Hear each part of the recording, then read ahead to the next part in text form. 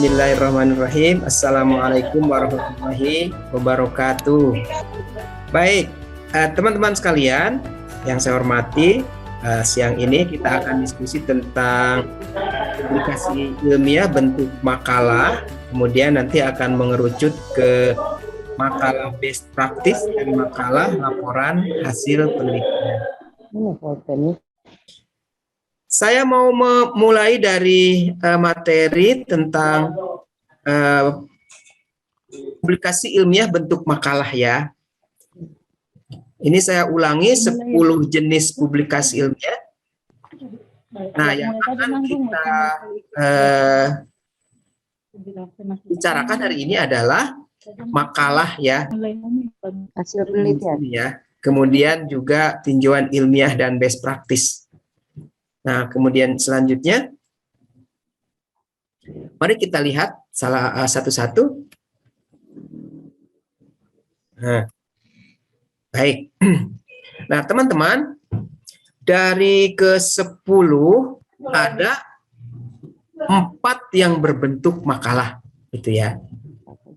Nah, dan publikasi ilmiah berbentuk makalah ini tentu saja memiliki ciri-ciri yang sangat spesifik, gitu ya. Nah, yang pertama, makalah itu dalam bentuk makalah kajian ilmiah, gitu ya. Kedua, makalah dalam bentuk best practice, kemudian makalah hasil penelitian, dan makalah presentasi di forum ilmiah. Yang pertama, makalah kajian ilmiah itu sudah biasa Anda lakukan dari mulai mahasiswa ya. Jadi di bentuk makalah ini Anda punya masalah atau punya pertanyaan, kemudian Anda mencari jawabannya melalui membaca referensi. Nah, itu ya. Ini yang nomor 1 nih. Jadi, Anda punya pertanyaan, kemudian mencari jawabannya dengan cara membaca referensi yang banyak, lalu Anda menyimpulkan hasil kajian Anda dari referensi itu. Misalnya, sebuah pertanyaan misalnya, bagaimana melakukan diskusi kelompok tapi online, misalnya gitu ya. Lalu Anda membaca referensi dan Anda menemukan, oh ternyata ada aplikasi untuk melakukan pembelajaran kelompok tapi tatap maya, misalnya gitu ya. Misalnya melalui Zoom gitu ya. Di Zoom itu ada breakout room yang kita bisa mengelompokkan anak-anak, kemudian setiap kelompok diskusi masing-masing di kelompok masing-masing. Jadi tidak semua tampil dalam sebuah kelas, tapi berkelompok-kelompok. Nah, itu Anda lakukan dengan cara membaca referensi, gitu ya. Bentuk publikasi ilmiah, teman-teman mohon di mute dulu masing-masing, nanti kalau mau ada yang bertanya baru dihidupkan ya. Oke. Nah, makalah kajian ilmiah ini adalah makalah paling mudah, teman-teman ya. Jadi Anda membaca buku, membaca referensi, lalu menyimpulkan. Nah, publikasinya ini paling mudah juga. Publikasinya di perpustakaan. Tidak usah dikemana-manakan ya. Jadi makalah Anda disahkan oleh kepala madrasah, kemudian disimpan di perpustakaan.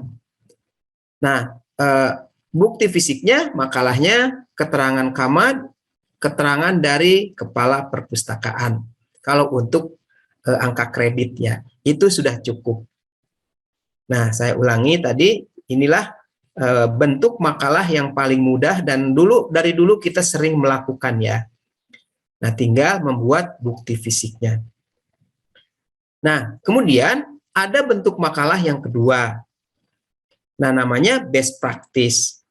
Best practice ini nanti akan kita bahas secara khusus ya. Tapi secara umum, best practice ini adalah pengalaman terbaik yang kita pernah lakukan, lalu kita menulisnya dalam bentuk laporan best practice. Misalnya Anda dulu pernah melakukan sebuah kegiatan dan hasilnya bagus gitu ya. Nah, lalu Anda buatlah laporannya dalam bentuk makalah.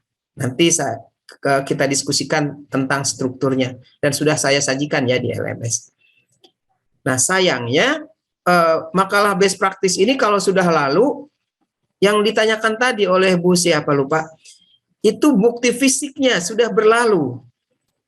Tapi meskipun demikian, best practice Anda bisa direproduksi lagi gitu ya. Apakah mau diterapkan lagi sehingga kita punya fakta-fakta baru, mulai dari RPP-nya baru, kemudian foto-foto pembelajaran, hasil pembelajaran, hasil wawancara dengan anak-anak, LK, dan sebagainya.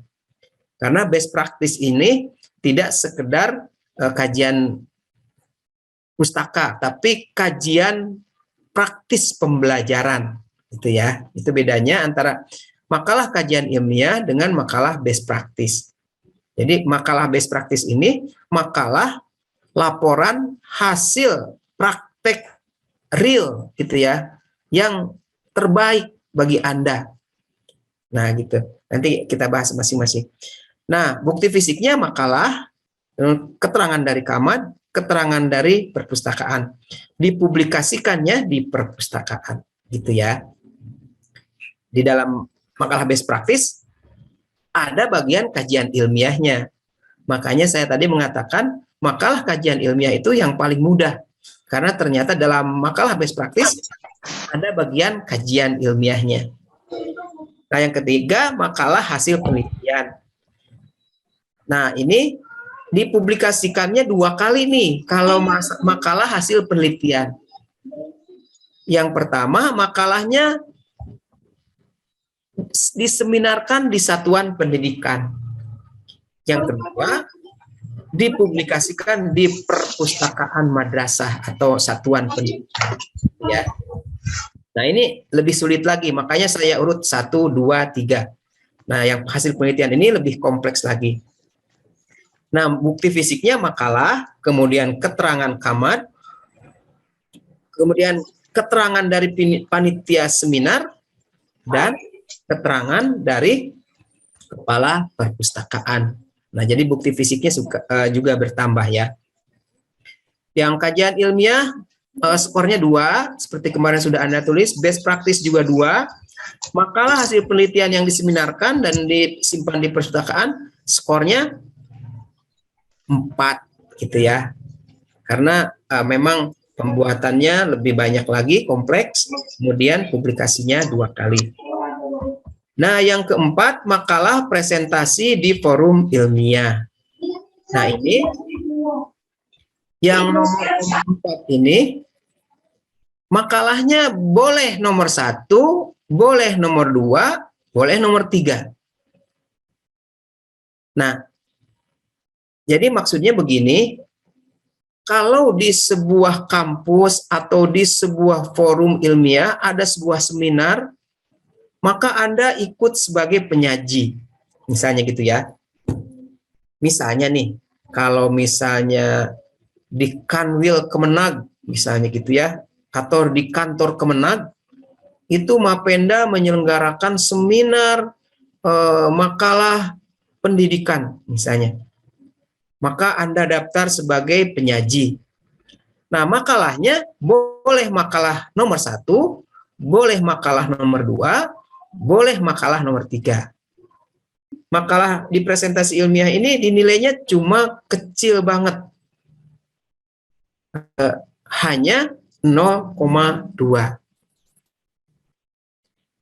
Jadi ada 4 tadi ya, ada 4 publikasi ilmiah yang dalam bentuk makalah. Gitu.